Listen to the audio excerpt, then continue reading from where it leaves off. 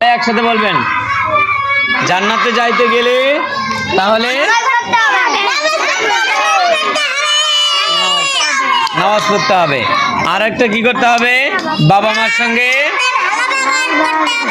জোনাইদ, আপনি হাসতেছেন কেন? কি করতে হবে? হ্যাঁ, ভালো ব্যবহার করতে হবে।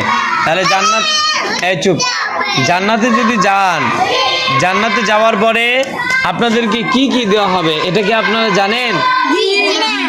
জান্নাতের ভিতরে যদি একটা পাখি উড়ে যায়, কি উড়ে যায়? পাখি উড়ে যায়।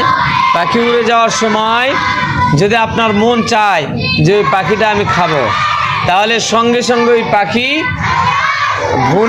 যা আপনার হাতে চলে আসবে। সুবহানাল্লাহ বলেন। তাহলে তখন আপনি ওই পাখিটা খাবেন। খাওয়ার পরে যে হাড়গুলা আপনি রাখবেন, ওই হাড়গুলা আবার পাখি হয়ে উড়ে চলে যাবে। সুবহানাল্লাহ বলেন।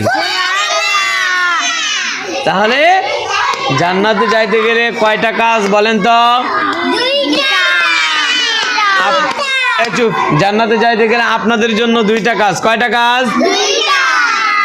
একটা হচ্ছে নামাজ পড়ার চেষ্টা করা, 2 নাম্বার হচ্ছে বাবা মার সঙ্গে ভালো ব্যবহার করা। এই দুইটা কাজ করবে কে কে? দিকে হাত তোলেন।